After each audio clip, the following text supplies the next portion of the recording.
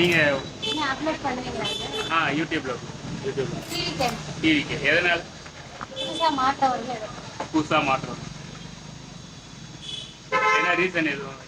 விஜய் பிடிக்கும், ஏதாவது கொண்டு வருவாரு நீவா, அதனால டிவிக்கு. இதுக்கு முன்னாடி யாருக்கு சப்போர்ட் பண்ணீங்க? இதுக்கு முன்னாடி டிஎம்கே. இந்த டைம் டிவி இதுக்கு முன்னாடி யாருக்கு ஓட் போட்டுருக்கீங்க?